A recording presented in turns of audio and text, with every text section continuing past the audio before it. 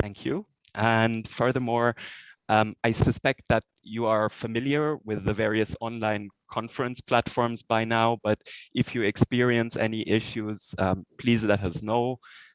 Also, I very much encourage you to ask any questions in the chat box that we can then forward to our speakers and panelists.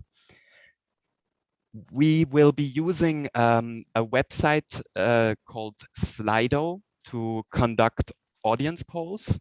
So I invite you to open Slido later in a browser, and I will and you can join the polling as a participant by entering the code OSS. So quite easy to do, so that you could already open that in a browser on your phone or your laptop in the background. So when we come to that point in our scheduling, we can move quite fast.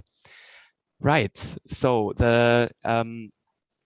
I think we had one more slide, yes, in which I am just going to give you a quick introduction of our esteemed speaker and the panelists that will later on be discussing quite detailed aspects of one-stop shops for catalyzing renovation rates across Europe.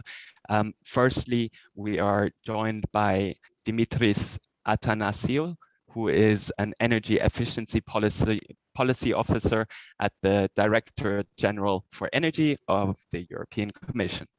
Also, we are joined by Karine Bidat, who is the General Director of the Paris Climate Agency in France, Emmanuel Cos, who is the Secretary General of the International Union of Property Owners, Giovanni Vicintini, apologies, who is the Sustainable Technical Officer in Padova, Italy, and Nika Kotovica, who is the Project Coordinator and Urban Planning Expert from Riga in Latvia. Right, so without further ado, it is my great privilege to give the floor to Dimitrios to provide us with an opening presentation. Dimitrios, the floor is yours. Thank you very much, and good morning to everybody. It is a great pleasure to be here with you today, and on this very interesting topic, which is also very useful and with a great market potential, if you want. And I really believe that it also came quite timely in the context of the revision of the legal framework of the ED and the EPPD. So I will try in these 10 minutes that I have to briefly present you our context, the context of our work in DG Energy in the European Commission, which in the case of buildings is mostly about the implementation of the renovation wave at the moment, and also the revision of the EPPD. In the European Commission, now it's, I mean, as a whole, it's mostly about the European Green Deal. This is the main priority, together with the recovery plans. As you might already know, we have already presented the Fit for 55 package in July, together with the climate target plan for 2030 and its impact assessment a little bit earlier, which actually revealed the importance of the energy efficiency and also the importance of building sector for achieving and meeting the energy and climate targets for 2030 and 2050 in the long term. As you might know, the Commission already is already revising the Energy Efficiency Directive, also the Renewables Directive, but also, and we have already presented our proposals in July. And actually, we're also working right now for the revision of the Energy Performance of Buildings Directive, the EPPD, which is also an integral part of the Fit for 55 package. And our proposals will come a little bit later, by mid-December 2021. We want with all these revisions to make sure that buildings are, which are very high in the political agenda. We saw that with the renovation wave as well, and we also saw that the context now is, the scope is actually broader. It's not only about energy performance and energy savings, it's also about circularity principles, energy poverty, it's about financing, it's about technical assistance, it's about removing the barriers and many, many other things. It's about health and safety issues, and so it's another agenda, if you want. And we're trying to make sure that the legislation will be appropriate to reduce emissions from buildings with a view to the updated 2030 climate target. So with this revision of the APPD, we will try to increase the renovation rate, try to enable the decarbonization of buildings, and of course modernize buildings. So we will propose the introduction of mandatory minimum energy performance standards. We will try to improve the tools for citizens, like energy performance certificates, building renovation passports, and also again try to modernize the building stock, for example, through building automation and control systems or electromobility and other sustainable mobility solutions. We will also review the requirements for new buildings towards net zero emission buildings, and also we will also try to strengthen the support to unlock public and private investment for building renovation, and also promote technical assistance and targeted funding for buildings. Both the EED, the Energy Efficiency Directive, and the Energy Performance of Building Directive acknowledge the importance of technical assistance, including one-stop shops, which are very, very useful tools. We can see that in, for example, Article 21 on Energy Efficiency Directive on information and awareness campaigns. We already had Article 2A in the EPPD about the long-term renovation strategies, where one-stop shops were already mentioned there, and also in Article 10 and the 20 of the EPPD. What I'm trying to say is that both directives recognized the need for funding, the crucial role of funding, and in order to unlock funding, and not only technical assistance is important. It's important also because, and this is actually something that solutions and tools like one-stop shops can really help. It is important to understand that buildings are and energy efficiency measures or building renovations, for example, are quite complex investments, and their success depends firstly on their design and then on the implementation and monitoring framework, of course. Developing such measures usually requires close collaboration of different players, like public administrations, financial instruments, and project developers, including also decision-making from the investors. Building on experience we had with the Smart Finance for Smart Building Initiative, but also with interaction with stakeholders and also with member states and project developers, for example, we realized that there is a big gap in some cases about the mindset and the language that all these different players use. For example, authorities mostly care about targets and legislation. Financiers can understand better the financial terms and the bankability, for example, of a project, while architects and developers usually speak with technical terms. So this is why tools like one-stop shops are important in order to bridge this gap and make sure that all players speak the same language and the projects are developed in a way that they can be implemented in the future. So one-stop shops can really assist customers in relation to technical and financial issues, but also with administration procedures. We have already many experiences already in the submitted long-term renovation strategies. We have already assessed that almost all member states have some experience in one-stop shops, or they really try to do so. We also saw that in the recovery plans that some member states really try to invest in this area. It is also important to mention that JRC has also prepared a couple of very useful and interesting reports about one-stops. One of them is was published in 2018. It's the one-stop shops for energy renovations of buildings. And it explores different case studies across the EU.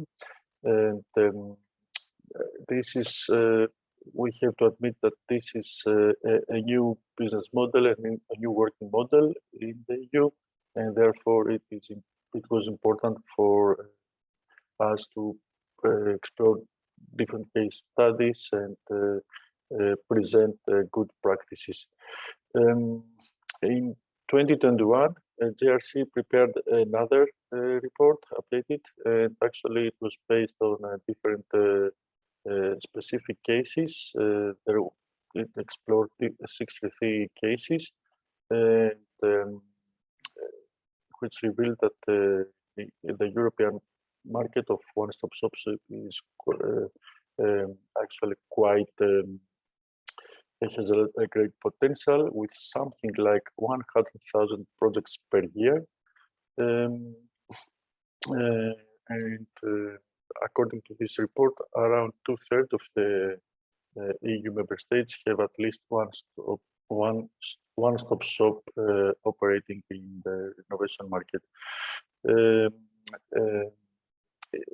It is important to note that one-stop shops actually, it's not only about renovating a home, it goes beyond a simple project. For example, by having positive effects on a community level and neighborhood. This is actually a very good approach that we would like to further explore. In conclusion, because I don't want to take the time, I know that the workshop is very interesting, and I'm also looking forward to hearing the case studies and the discussion. In conclusion, I would like to say that it is now also the time for us to further strengthen the provisions both in the ED and the EPBD on technical assistance. We have seen that this model work, technical assistance timing and other advisory tools, and also one-stop shops can actually operate as intermediators between all the different actors that are necessary to make a building renovation project successful. There are many elements that we can discuss about the benefits that one-stop shops can offer to clients, to bankers, to administrations. All this is also presented in these JRC reports, but what it is important is to exchange experiences and further promote this useful tool. I think I will stop here because we can talk for hours about this topic. Thank you very much again for the invitation and for allowing us to present quite briefly where we stand today. And as I said, I will be here also to listen what is happening on the ground, and also maybe to take any questions or complement the discussion. Thank you very much. Fantastic. Thank you so much, Dimitrios. I think this was a really great framing and overview of the current situation. And if we are involved in the building space, it is a very, very exciting time with all the directives revisions coming up. Also seeing that technical assistance and various programs are being either maintained or expanded potentially. It will be great to see the next few years development and how this impacts the proliferation of one-stop shops. So it is great to see this European dimension. We are now going down to the on-the-ground realities, which again is great to look at, to help other cities, but also to help us better understand what kind of challenges and opportunities there might be. Before we move on to the panel discussion, I invite you to log into Slido. And here we have a quick question just to ask you to rank some of the barriers that you feel play a big role in building stock renovation. And we can already see that some people are entering their results, their ranking. Of course, there are many other factors that we have excluded for the sake of time, but on Slido and via the code OSS, you can still take part.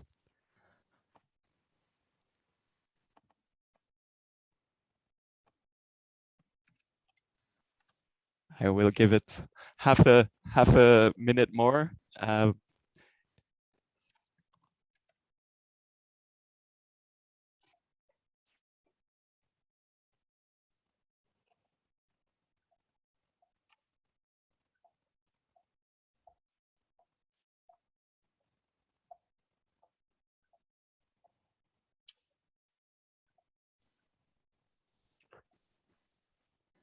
Very interesting. We are already seeing that a leader seems to be becoming established here with the low level of public awareness regarding the multiple benefits of energy renovations, such as environmental, well-being, health, the economic dimension, that is a key issue that one-stop shops will have to certainly address. Also, it is being recognized that contractors and other stakeholders in the energy renovation market might not have the right skills to carry out high quality energy renovations.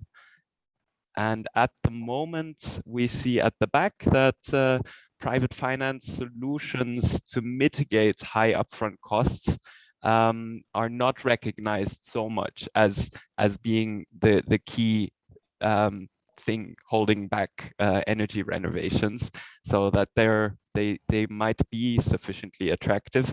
But again, we are ranking, so these are all important factors. And I think with that kind of view of barriers in mind, it is a great moment to close the poll and open up the panel discussion. So I would like to invite all the panelists to switch on their cameras. Fantastic. And a quick introduction. We were joined by Karin, Emmanuel, Giovanni, and Nika, who I already introduced earlier. And I think it might make sense to dive straight into the first introductory segment. And I would like to invite Karin from the Paris Climate Agency to give a short introduction of the one-stop shop setup in Paris, as well as other complementary initiatives. Karine, the floor is yours. Yes, can you hear me? Okay. Loud and clear. Thank you. Okay, thank you very much. Good morning, everyone. I'm very happy to be here with you today and to communicate on how we actually implement in the ground this great ambition, which is the renovation of buildings. So the Paris Climate Agency was created actually exactly 10 years ago. And today we have a bit more than 30 people, and there were 5 funders to this agency: the City of Paris, the Metropolis of the Greater Paris, the Urban Paris Heating Company, EDF, and Meteo France. And this one-stop shop was created for the energy renovation of buildings, and also for the climate change actions and information for the Parisian citizens. When it comes to buildings, I just want to inform that in Paris, 80% of the housing is condominiums, and 20% is on social housing. So this meant for us that we had to have a specific expertise on condominiums. Today, there are 43,000 of them, and there's a part of the team that's expert on all the subjects that condominiums and homeowners associations can really ask us questions about. So we're in contact with about 3,000 of them.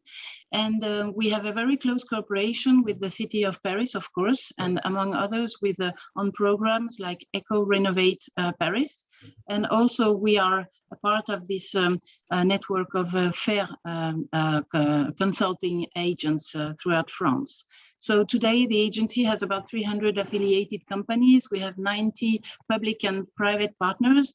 And for a global picture, I would say that the agency is in contact or has been accompanying about 95% of all global renovation projects of big condominiums in Paris. So we have a really good view on what's happening on the ground.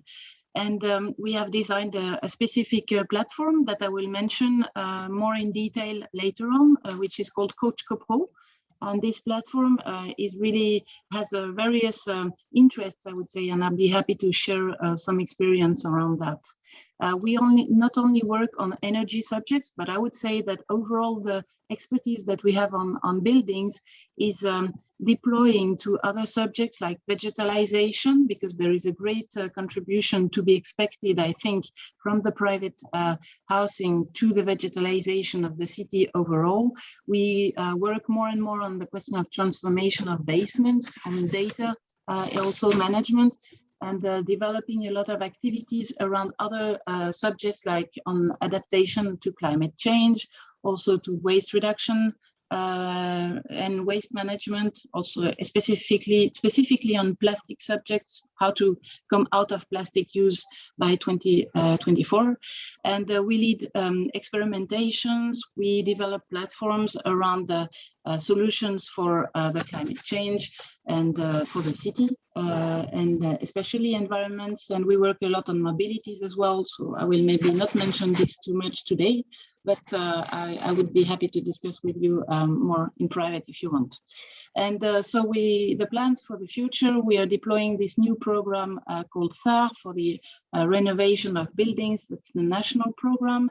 We are also the one-stop shop for the Eco Renovate Paris. I mentioned that earlier, and that's expected to grow, I think, and I hope. And also we work a lot on developing our competencies on data. And also one last point, we are developing differentiating expertises like instrumentation, data management, holistic approach of local climate plan implementation. So we are looking actively for partners in Europe to work on these subjects on call for projects at the European level. Great. Thank you, Karine, for this overview of the one-stop shop and going beyond that as well, showcasing some of the broad range of activities at the APC. So this is really interesting to hear. In order to keep to some timeline, Giovanni, I would love to give you the floor. It's great to have you here. And we look forward to hearing about the one-stop shop experiences in Padova. Yeah, hello Andreas, hello everybody, and thank you for the invitation. I'm Giovanni Vicintini. I'm a technical officer of the environmental department of the municipality of Padova. So we are a local authority in Italy, a middle-sized local authority in the north of Italy. And our process, because this is a process towards the activation of the OS, started in 2013 with the first project named Padova Fit. It was an Intelligent Energy Europe, and now we are in the follow-up. So we are in the Padova Fit expanded project, which is somehow an improvement of the first one. So we started with the Padova Fit with the experimentation of APC contracts with third-party financing only in Padova and only for condominiums. And now we are trying to enlarge a little bit our perspective. So we are enlarging the model to other cities in Europe. So we have also 2 cities from Bulgaria and 1 from Romania trying to implement their OS. We are, of course, trying to enlarge also the target. So we involve all the building typologies. So also the single family houses, for example, because they represent a big part of our building stock in Padova and also in the province of Padova. And we are also trying to move from the APC and the third-party financing as one solution to the OS model, which include also other solutions. So different solutions for the different targets. This is our main scope. We also included our one-stop shop in the SECAP, so the Sustainable Energy and Climate Action Plan, which has been approved by our municipal council in 2021 in June. And the last week we have been also awarded by the Covenant of Majors, so we are really proud of it. And including the one-stop shop in the SECAP means that this is an instrument we have would like to give to implement in the next decade. So we have a long-term perspective, and the one-stop shop can be an option for increasing the renovation rate in our municipality with a long-term perspective. So we started a process, and the process will go on until at least 2030, and our scope, of course, to come to the climate neutrality by 2050. So this is a really long time, but the one-stop shop is one of the key solutions for us. Thank you. Thank you, Giovanni. It's really encouraging to hear that you have such a long-term vision, and also the political backing seems to be very strong. So fingers crossed that 2030 you will be have made a lot of progress, and I look forward to hearing more about your experiences in this discussion. Without further ado, I would like to invite Nika to also speak about the one-stop shop experiences, specifically in the city of Riga. Nika, the floor is yours. Yes, thank you very much. Yeah, and although I've been already introduced, so once again, Nika Kotovic, and I work for Riga Municipal Agency, Riga Energy Agency. Our city has set very ambitious goals towards climate neutrality. We aim to become the first climate neutral city in the Baltic states, and by 2050, and we aim also to become the first climate neutral municipality already by 2030. And Riga is a northern European city, and in our city, over 60% of energy resources consumed in the city are used as heat energy. At the same time, in Riga city, 85% of inhabitants live in multi-apartment buildings, so that rate is even higher than in Paris. And this is evidently clear that energy efficiency and massive retrofitting are the most important objectives for Riga urban development, well, in terms of sustainability, energy security, and climate action. So what is the existing situation? So despite all of our efforts, Riga still has one of the lowest rates of renovated residential buildings in the EU. In our city, around 6,000 multi-apartment residential buildings need urgent renovation with required investment It's estimated around 3 billion euro. It's a lot for a small country with less than 2 million inhabitants.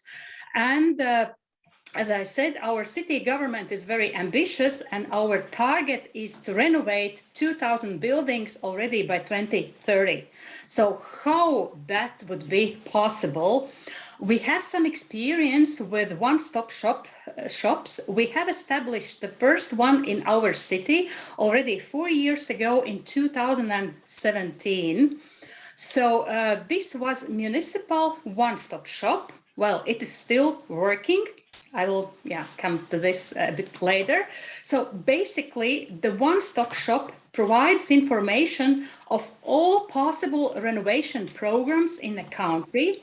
And in parallel, our one-stop shop has a municipal funding program where 50% of all renovation costs are co-financed by Riga City Municipality.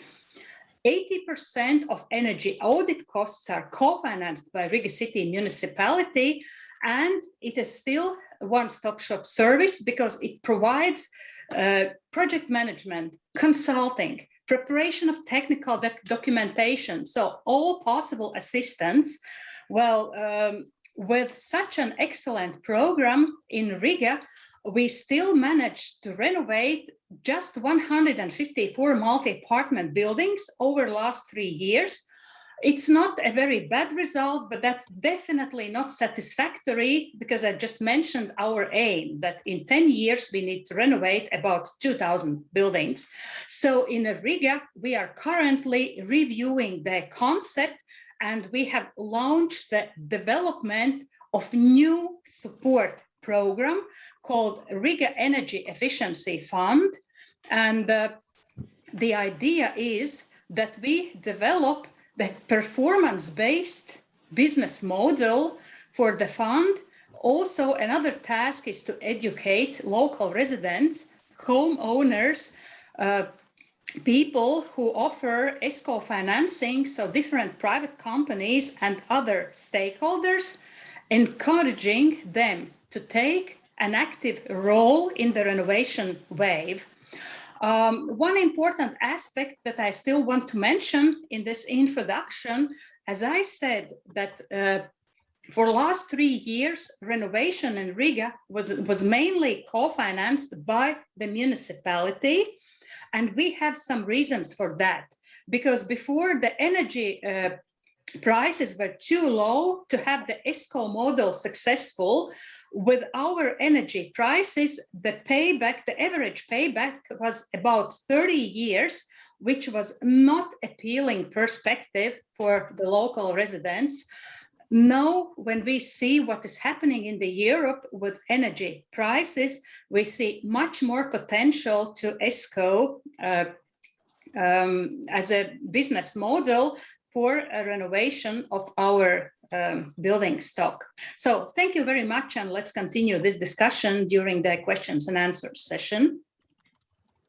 Great. Thank you, Nika, for this overview. And it's the commitment from the city of Riga in terms of the financing and the cross-subsidizing to make investment more attractive is really really great. But as you mentioned, there's also issues that might not be financial because we're not seeing the renovation rates pick up. And let's hope to the extent that we would hope. Of course, now with energy prices, we will see how it goes.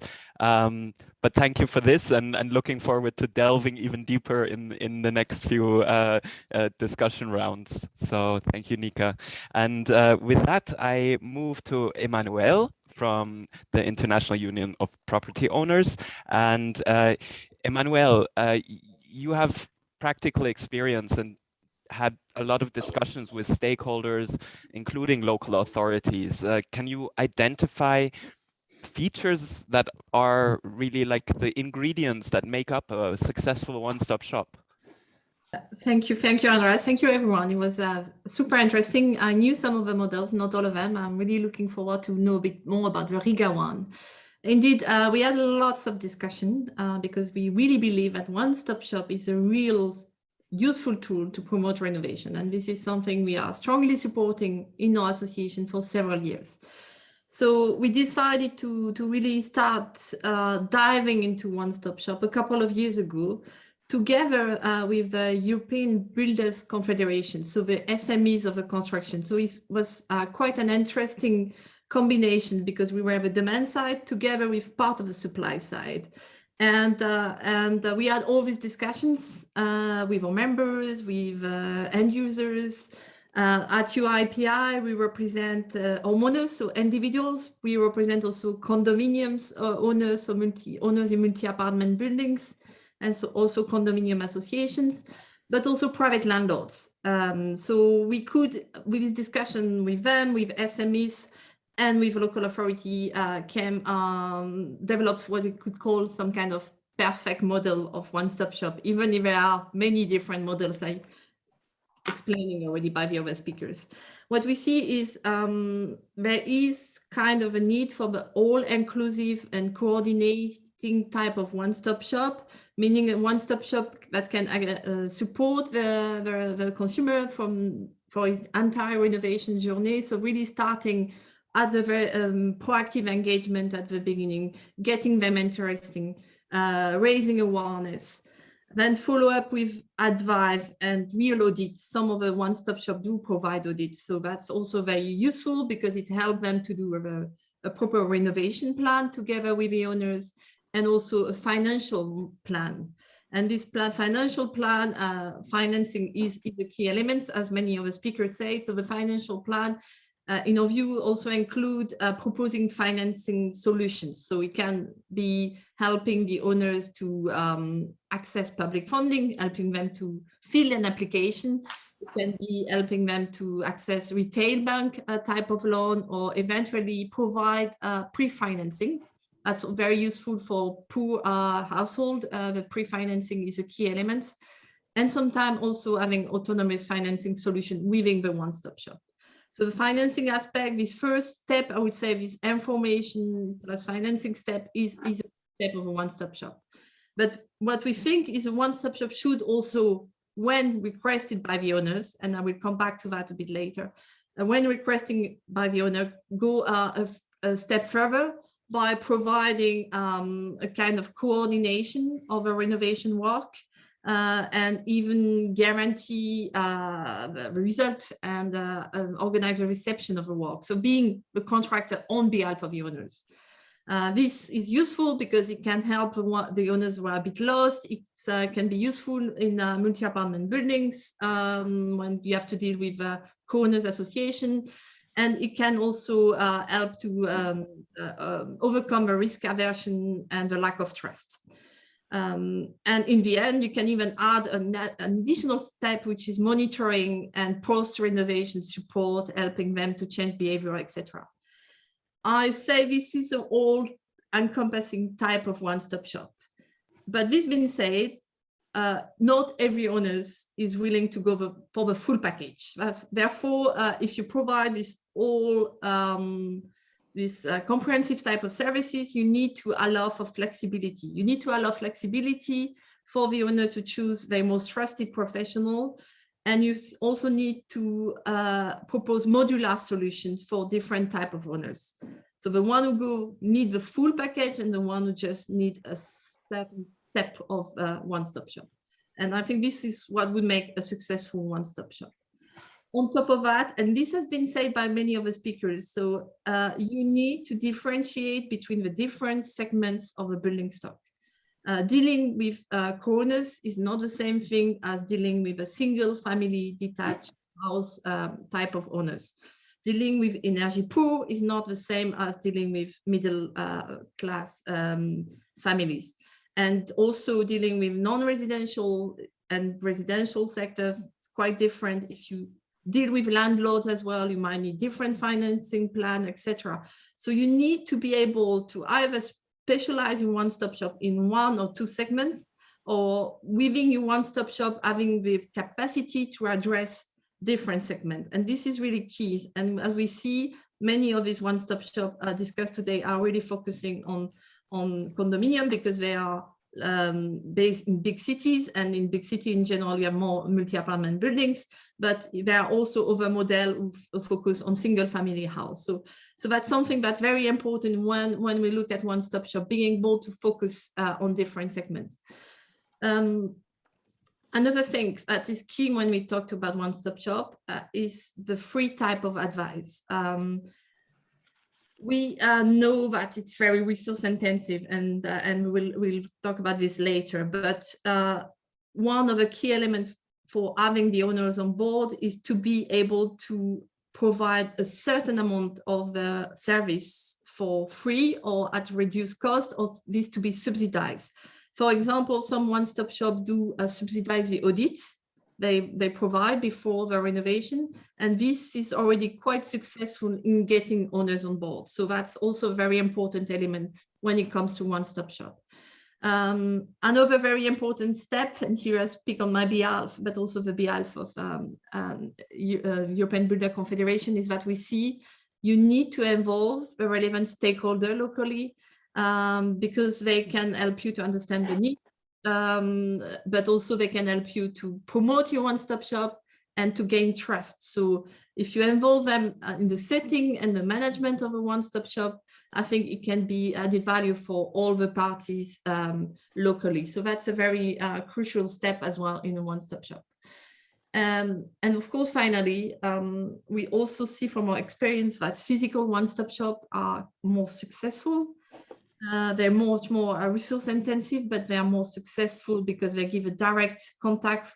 They provide on-site visits, but at the same time, we cannot massify physical one-stop shop indefinitely. So that's why we need also to work on digital type of solutions. I will just stop here, but just to say that this tailored, modular, full package type of one-stop shop that involves trusted party is, of course, a wishful thinking and a list of wishes from our side. But we need to, this is also very much linked to what something we might discuss later on today, but the economic viability of a one-stop shop and how we support the setting and the development of one-stop shop. Thank you, Emmanuel.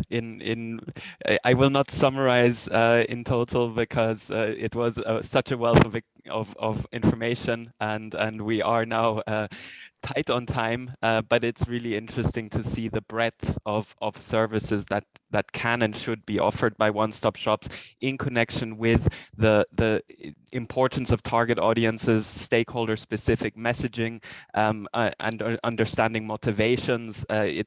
It's a very complex issue, and the services clearly require capacities and resources in order to be made available in that kind of scope. So it's very, very interesting to hear your thoughts on this, Emmanuel.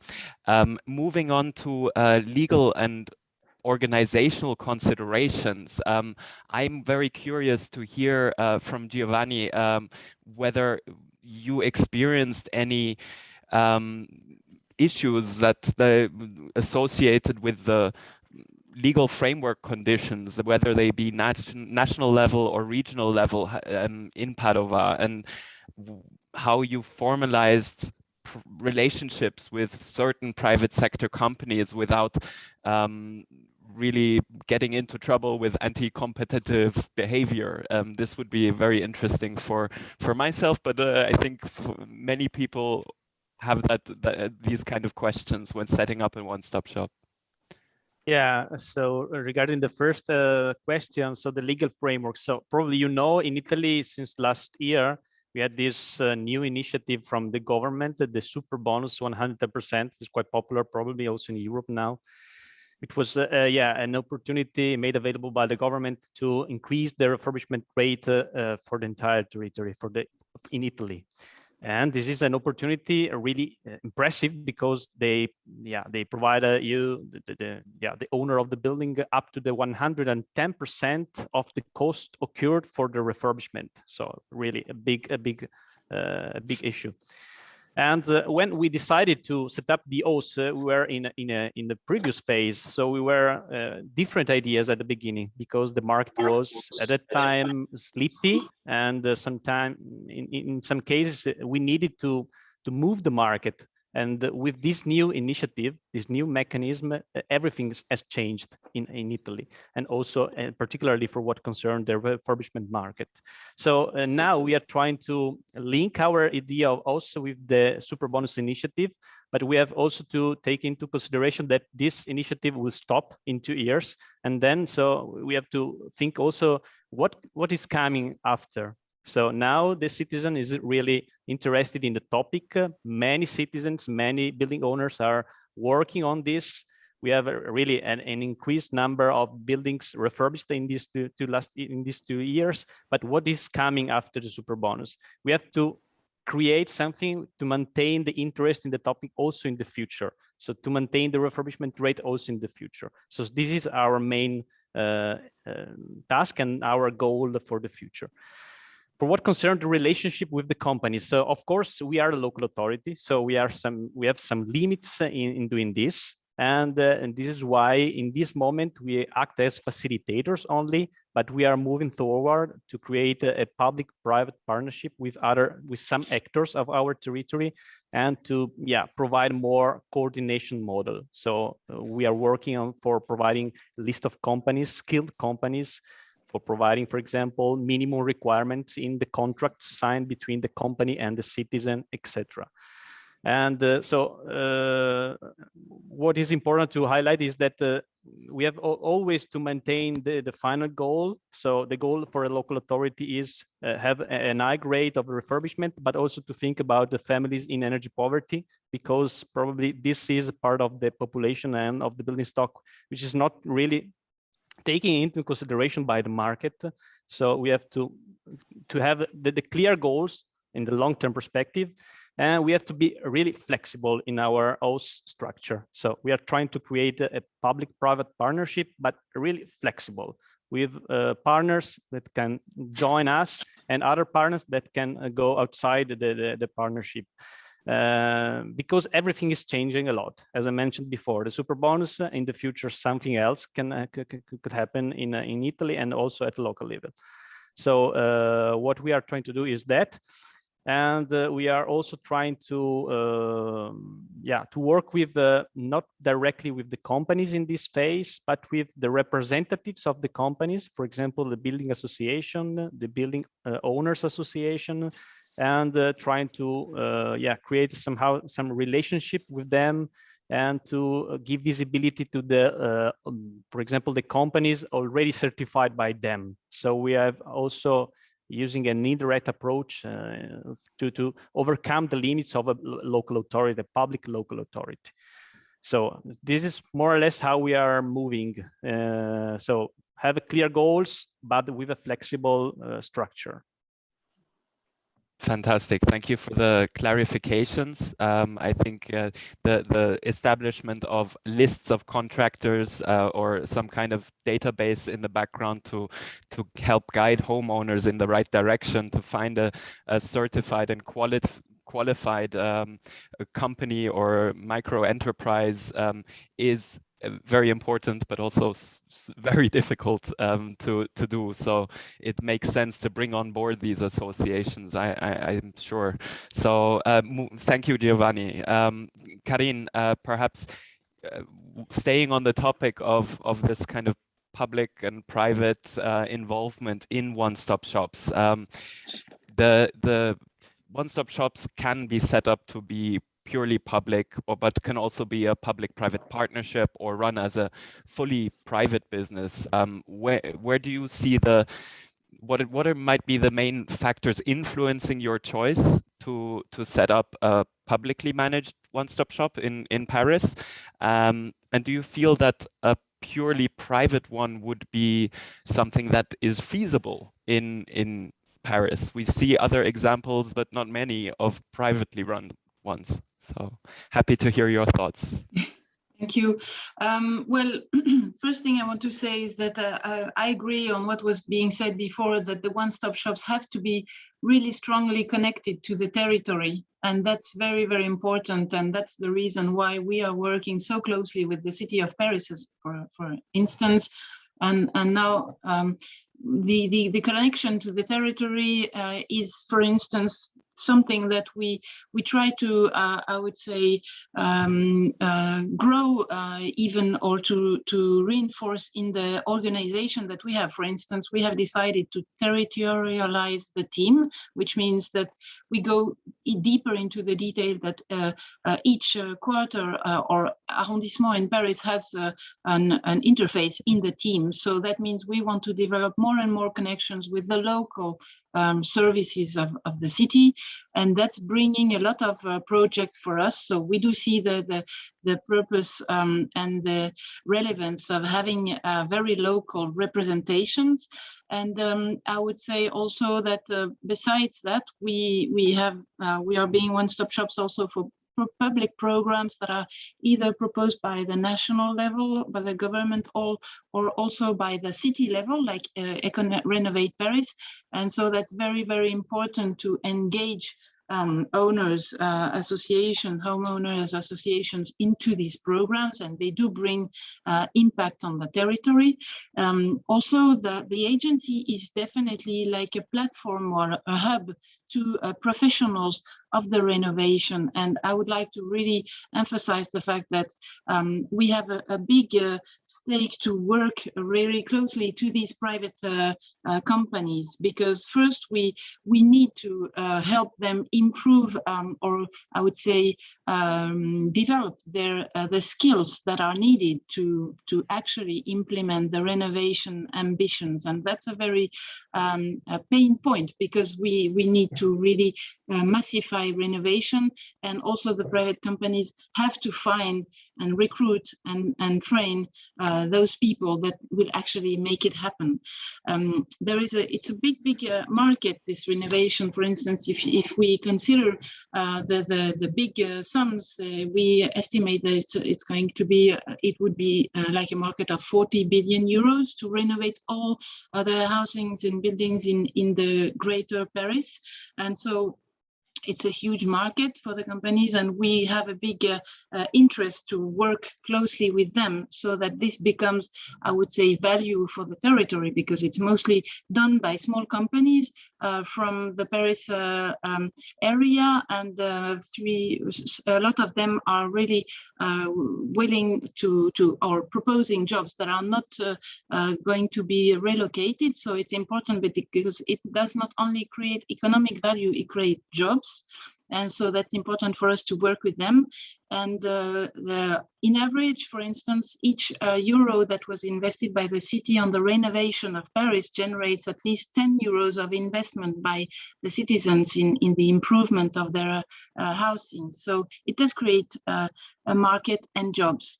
Nevertheless, the need for renovation is mostly a need for global renovations. We need to help the homeowners associations and the condominiums reach certain levels of energy efficiency of buildings and the use of renewable resources to improve the quality of life. And this implies a global renovation of the buildings, and not step-by-step renovation, because step-by-step renovation does not work. It's more expensive. There's less access to financial support. It has a major impact also on the efficiency result of the works that are being done. So I think there is a major value of the OSS to be neutral, independent, and free of charge. And we have a big role and capacity to engage the whole renovation sector. That includes the private companies, of course, but there is also a great need for this neutral advice. And I believe that this specific mission is supposed to be, or should be, publicly financed, because it does bring this unbiased approach.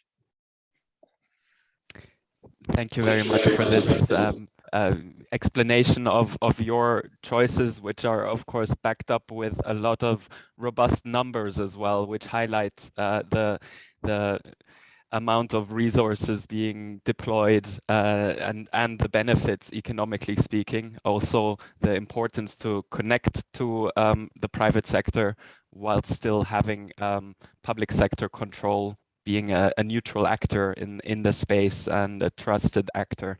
So thank you so much, Karin. I will now move on to Nika, because we have not heard from you in this round of questions, and we are on the topic of private sector issues, but I think one thing that really stood out in your initial introduction was that you mentioned this kind of municipal revolving fund, and I would really be interested, and I'm sure others in the audience as well, what this is, how does it work, and what kind of challenges did you face in setting up such a mechanism? Well, thank you very much for the question. And I have to admit that, first of all, Riga is experimenting, and our experience is really unique of establishing and running this municipal revolving fund. However, it doesn't work well enough. So that's why I mentioned that we are currently developing a new fund, which will be based on the business principles like in many other countries. But speaking specifically of our fund, so like the challenge number one for us was to ensure political support for our one-stop shop and ensure that the city has enough funding for renovation.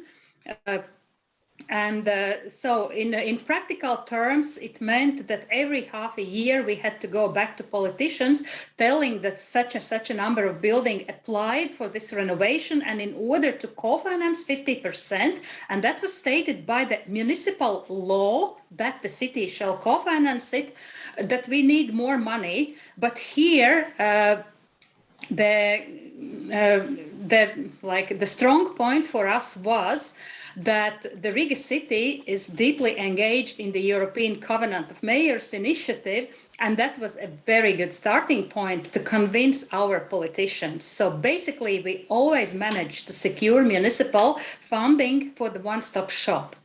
However, and again, we have so much similarities with other cities. The challenge number two in Riga was that homeowners preferred to do the step-by-step renovation instead of full renovation.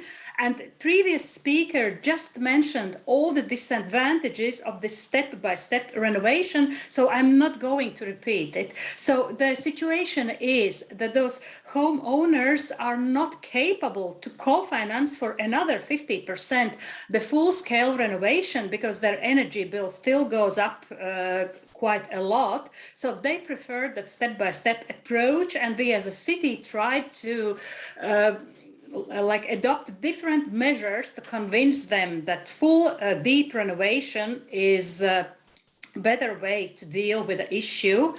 And as I mentioned already in my presentation, in Latvia, the comparatively low energy prices were critical for running traditional ESCO. So for us, the fact number one for our homeowners, the convincing argument for going for renovation was that they increased the building value while the potential energy and financial savings were left in the second place. So these were the main challenges in Riga that we had to overcome. And actually, we didn't have much challenges with interest of local residents. So maybe this program was quite generous, so that basically the local residents need to pay back just 50% of investment, not the full investment. So therefore, we had a lot of interest about the program, and we had a lot of applications. However, at every case, we've been doing the energy audits and just picking up those applications which really showed potential for energy savings. And I will stop here because actually I could mention a lot of other arguments, pros and cons, but my time is over. Thank you. Thank you so much. And I wish we had more time because we are actually delving into really interesting things here. And I hope I will be able to convince you to join me for a follow-up sometime in the future, because this would certainly give us the opportunity to take a deeper dive and learn from one another even more. So thank you, Nika, for this. And I would like to move to the second discussion block. And just as I already mentioned, time is of the essence, and unfortunately, we will not be able to go through all the questions I had in my mind, but we will do our best. Before going into this round, which will be looking at one-stop shop service offerings, so what kind of components one-stop shops tend to have, I would just like to invite you to once again check out the Slido website using the code OSS, where we have a word cloud, and you're very much invited to throw in some words that you can think of when you were considering what kind of services might be the most useful in your city or region. So whilst we carry on this discussion, please feel free to also enter some words into the Slido. Thank you. Right. So I think we could now look a bit more at some of the constituents of the one-stop shops individually at city level. And for that, Karine, I would be very interested to hear from you what are the main services offered by the CoachCo Pro platform that you mentioned, and also in connection to that, what kind of these activities of the one-stop shop or in renovation generally are the most time intensive and resource intensive for you?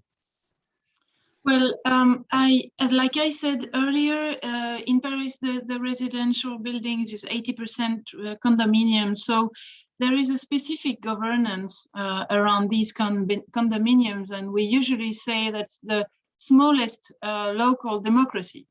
So this implies that if we want to serve this ambition to renovate 100% of the building by 2050, we have to convince these, because the public policy cannot, of course, force the condominiums to renovate. So we need to provide, and it's a major task in this activity for us, is to provide help, tools, and support for these decision makings in order to implement global renovation. So these subjects are very complex for the homeowners associations. They are not experts, or I would say that the project is most facilitated when there is an expert. For instance, sometimes there is an architect in the condominium in the decision instance, and that helps, I would say, the decision making for the whole condominium. But most of all, it's a complex subject, and usually the time span for a project, for instance, in these condominiums, is 3 to 5 years. So you can imagine that if we want to renovate 100% of the buildings by 2050, we should not think that there is a lot of time for that. Today we count renovation by hundreds, and it should be by thousands if we want to reach the ambitions of the Paris climate plan. So we need to massify, and that's what we want to do. So there was in the implementation of this mission for us, there was a need for robust and sophisticated tool. And this is why we designed this tool that's called CoachCo Pro. It was created by the agency, and it has, I would say, main purposes. One of them is to be like a resource center. So it's an internet platform. It's a resource center for homeowners with a personalized monitoring for projects. And also it's a hub to a vast network of qualified renovation professionals. And we have approximately 300 affiliated professionals there. And it's a common dashboard for the project management for them as well. And it's also a CRM for councillors of the local energy and climate agencies like Paris Climate Agency. So we are, because we have designed this specifically for helping projects of renovation of condominiums, we have had some occasions and opportunities to discuss that with the other local climate and energy agencies in France. And today, this tool that also has functions like drawing up eco balance sheets, like creating mailing lists, service monitoring, simulate financial support. This tool is also used by 25 other local climate and energy agencies in France. So 25 metropolises and big cities are using this tool, and the agency provides services to design local versions. And that's one of the subjects also that was, I would say, was supported by European programs, because it was a question of deploying expertise and sharing expertise with other agencies. So this tool is very useful. This Coach CoPro is very useful. Now it has enabled us to develop our capacity to document the renovation. And I would really like to highlight the fact that what is going to help us, I would say, a lot in this capacity to massify is to be able to show that renovation works and that it's possible to be done. And that means to document, and that means in concrete terms, to be able to capitalize on the renovations that have been done, to study them very carefully, and to report on the renovations. And so we have created an observatory of the urban renovation in Paris, of the urban renovation in Paris, and also developed a new tool that's called NRSIG. And that's a tool that was created with the city of Paris and with I would say, so the APUR agency, so the urban agency of Paris. And this tool, like the observatory, compiles data, visualization, online mappings. It allows online analyzing of the data that's collected throughout the agency's missions. And so this tool is very important because it does document this. Coach CoPro shows in detail that renovation is possible, and where it has been done, it's mapped, and it's accessible information also for other condominiums.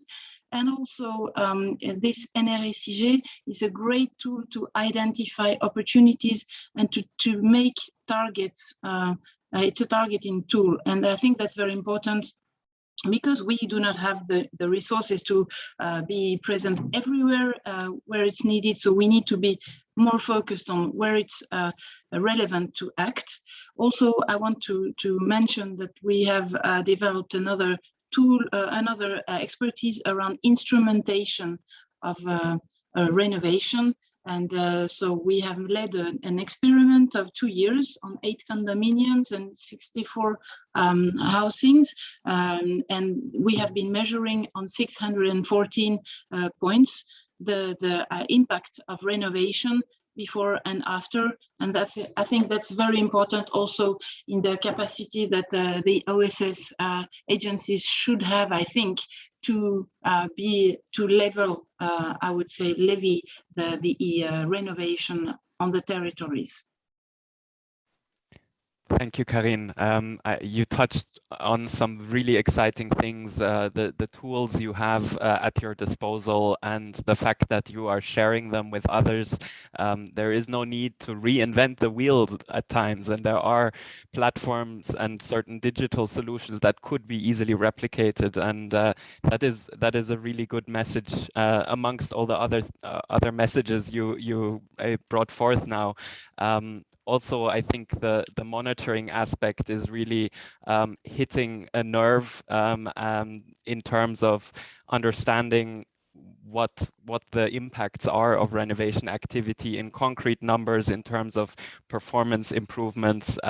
So this is something that I would like to you know, change the planned sequencing to some extent, also for the sake of time. I was just wondering, Nika, perhaps you could also bring in your thoughts on the monitoring of renovation works. Is this something that is a tricky thing to do in Riga? Do you have some kind of mechanism to not only calculate energy performance certificates, but also actually to find out what concrete changes happened after the renovation work was carried out? Well, thank you for the question.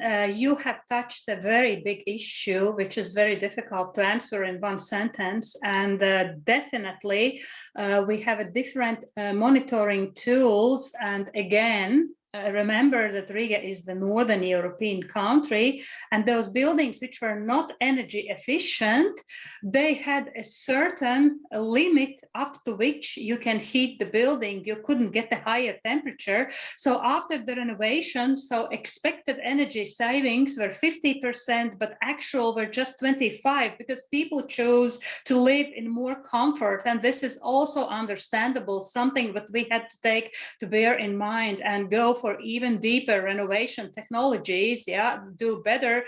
So basically to go one class more up in those energy efficiency rates, in order to ensure so the real energy savings and the real benefits. And we have learned a lot of lessons, which are now all put together in this new energy fund that we are developing. So as I said, so this will be the performance-based, the income-based fund, where all of those issues will be reflected. And so therefore, this seminar is also very helpful for our city to hear the other experience in other cities and to learn from you guys who are today in the panel. So thank you for this opportunity.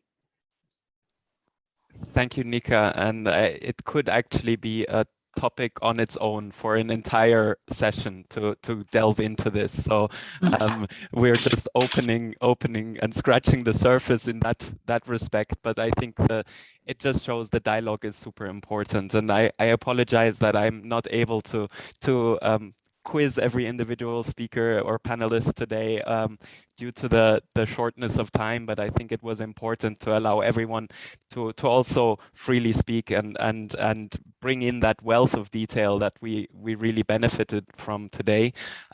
So without further ado, I will move on to the next discussion block. Before doing so, we could perhaps share a word cloud that was developed on Slido, just out of interest, whether that is in existence. Very interesting. Right. Okay. We have some very expansive answers here, as well as just, you know, putting it down to the basics that yes, information is a top priority, but we also see technical assistance, energy advice, supporting owners, quality assurance, finding qualified contractors. Very interesting. Right, please keep the answers coming. Even though we have to now move on, I think it's very valuable for us to have this as a guidance and to see that you know, what our audience members feel is most applicable or very important in their region. So thank you for that. I think we can stop sharing the screen, but yes, please don't hesitate to plug in more text. Also, if you have questions, please feel free to include those in the chat box. So thank you for that. And now I think just again to bring this really fascinating panel discussion to a sort of close, I would like to move from this description of our respective one-stop shops to we've also covered challenges, but now let's look into what kind of existing and needed support for one-stop shops exist in your specific city, or in the case of the International Union of Property Owners, we can move and look at it more broadly. Doing that might be a good start. So Emmanuel, perhaps you could give us a bit of an insight on where you see particular areas where assistance for one-stop shop organization as well as operation could be enhanced. Yeah, I was taking a lot of notes and I was thinking at the same time. So, I think we all agree that these one-stop shops are great, but setting them is, as I said earlier, very time and resource consuming. And this is a huge task that take many years. I think there are studies and discussion we had with one-stop shop show that the maturity for one-stop shop to arrive to something like the Coach Co-Pro and what they are doing there, it takes many years, 5, 6, 7 years, sometimes even more. So what is really needed, and I was thinking at the same time when you were speaking, we really need these long-term visions at European, but also at national and local level for setting and managing a one-stop shop. We really need the support, and I think this can come from different level of decision making, but we really need to commit to that. It was mentioned that the Energy Efficiency Directive is and the EPBD will strengthen the technical assistance aspect. We're looking forward to that, but we need to be serious about that if we really want to do it. And for that, we need the financing, and we need the financing for setting the one-stop shop, but we also need the technical assistance for setting the one-stop shop. And many of these programs here mentioned today, or some of the existing one, I've been using ELENA facilities provided by the EIB in order to set and develop a one-stop shop. They also use Horizon 2020 project to start bringing together and setting the one-stop shop. But we see that with this program, the problem is they are, let's say, organized for a limited amount of time, maximum 3 years for ELENA, about the same for H2020 project. So it's not enough to start really the renovation process, and it's not enough to see the first results. And this is often something we hear from local authority. We need more time. We need more work to be able to do the very first level of renovation. And what it was interesting in the case of Riga as well is that you also need a kind of long-term financing solutions to support the work of a one-stop shop and to support the renovations themselves. Because as she rightly mentioned, and I think you indeed have a very generous program, 50% co-financing is huge. I think I hardly ever heard about such an example. But in the end, it's very useful, as you rightly say, even to find the rest of the other 50% is difficult for homeowners. So we need to have long-term vision for setting the one-stop shop and for financing them and providing together with the one-stop shop financing solution for the owners. Then also what we need to do is push member states to make more use of a multi-financial framework, their resilience and recovery facilities. Many of you already mentioned that. There are a solution out there and we need to make use of it. And it's also part of our work, I think, as stakeholder, as local authority, to convince some member states to look into that and to make better use of what is available. And at the same time, we need to blend this public funding together with technical assistance. One last thing I wanted to add is when discussing with local authority, we heard that there is a strong need for guidance and peer-to-peer learning.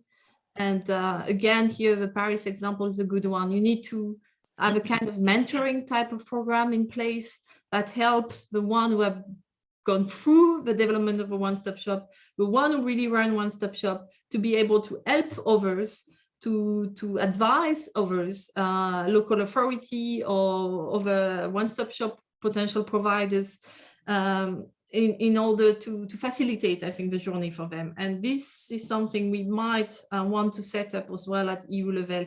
I know that this is part of what the European Investment Bank is looking into, this guidance, etc. But this is something really, I think, we all need to work on together. Then I could go on and on with the shortcomings of the technical assistance aspect, but I think we don't have time for that today. So happy to have another discussion on that maybe at a later stage. Great, thank you so much. And this was a really good framing to actually. I suppose we have many more questions. And it would be really interesting to go further on this. In terms of the audience questions, I think everyone is still absorbing all the information they have received. So there is not many questions that I can surprise you with. I'm also being cognizant of time, so perhaps for a final intervention, I would just like to ask Giovanni once more to give the perspective of Padova in terms of long-term financing. You mentioned 2030 goals. How does that how is that underpinned in a monetary sense to keep it going? Yeah, this is the central point of our oath, of course. So as local authority, our main goal is not to maximize the profits, the income, but we have to reach the goals. And in this phase, we are trying to quantify the costs of our oath, because, of course, we have many activities which consist in fixed costs. For example, the awareness raising campaigns we are doing at local level, the information channels we are providing to the citizens. All these activities we would like to maintain until at least 2030. And this represents some fixed costs we have to cover. And after that, we have also the variable costs. If some citizens, building owners want further support, technical or financial, we can provide that, but with an extra cost for us, and we have to find for extra revenues, of course. So on the other side, we are trying to identify the costs, and on the other side, the revenues. Of course, the members of our host will provide for some financial support, the municipality itself, and the endorsement, political endorsement is, of course, a crucial aspect, so to cover part of the cost. But we are also looking at the national level again. We have the recovery funds, so a lot of money available for the local authorities. And in that regard, we are trying to create a national movement, a one-stop shop. We are working with other one-stop shop in Italy and try to make pressure on the the national government to finance the OS, because this is not really a central point now in the recovery plan of Italy. And on the other side, at local level, we are also looking at the application of a fee for the beneficiaries, not everybody. For example, our scope is to provide some services for free for families in energy poverty that cannot pay for the fee because they are not able to cover the costs, and apply some fees to the beneficiaries, other beneficiaries. So we start from the costs and to identify the fixed cost and the variable costs. And on the other side, we have to list all the revenues we can find out, starting from the members of the OS, looking at the national government, and then the application of fees for the beneficiaries, but not everybody. Great, thank you for these insights. And it would be fantastic to also ask Karin and Nika to give their points. Maybe we just have time for a very short intervention from Karin still. Apologies, Nika. We will have to continue this dialogue undoubtedly. So Karin, maybe you could also give us a quick, your quick perception of whether, for instance, in France, the one-stop shops can receive national funding, and is that sufficient or and do you have other needs in terms of technical assistance? Do you think that that could be useful to help smaller cities that might not have the same administrative power as Paris does? Well, yes, we do receive national funding throughout through this program that's called SAR, and that implies 200 million euros on the program. But the program is determined until 2024. I would say, like we discussed today, and that was just mentioned earlier by Emmanuel, there needs to be a support for long-term action and long-term plans. So long-term financing, the time span of the projects I mentioned already, because also one thing, there is with this national program a co-financing also system. So it's important to know that all public parties should work together to make sure that really there is a real support that's shared for this, I would say, ambition. And that's something that needs to be addressed. Also, it's important to keep in mind that the financing has to go on both the, for instance, the audits, for instance, just like we had with the earlier Eco Renovate Paris program. It has to finance sometimes works for those homeowners that do not have enough funding for that. Also, then there is a real need that not only the legal constraint is applied sometimes, but also, and most of it, that the projects are being assisted by these OSS. And it's important that there is this financial support for the assistance. That means supporting human resources, I would say. And also one last point, these OSS have to be known, and there needs to be public awareness that these exist, and that implies in investment also on communication. Basically, I would love that everyone in Paris knows that we exist, and that's not the case yet. But for instance, at the national level, it could be an idea that to reinforce, or I mean, this has been already discussed before, but there needs to be really strong support on a communication plan so that everyone, all the citizens know that there is someone to help them with a neutral advice and independent advice. Great, thank you, Karin, for these insights. And I think this is now a moment where I have to bring the session to a close, and there's an ambulance passing right now. Apologies. So yeah, it is difficult to summarize such a complex and multifaceted discussion.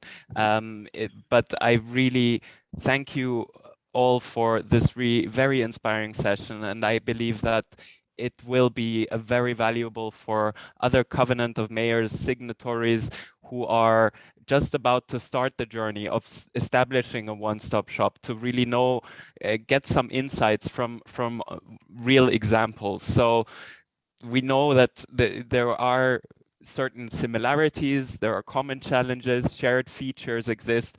A totally one-size-fits-all approach is clearly not something that is feasible with having local conditions being so differentiated. But I think we are going to have to carry on these discussions, and I look forward to inviting you again if you, and hopefully you will agree. So many thanks also to our wonderful audience for their questions, and of course a big thank you to all our excellent panelists, also to Dimitrios from the Director General for Energy, for all your insights. And yes, we wish you all a great day. Look forward to co-organizing future events. And yes, with that, goodbye and stay safe. Thank you very much. Thank you very much. Thank you. Thank you. Bye-bye. Bye. Bye. Thank you. Bye-bye. Thank you, Andreas.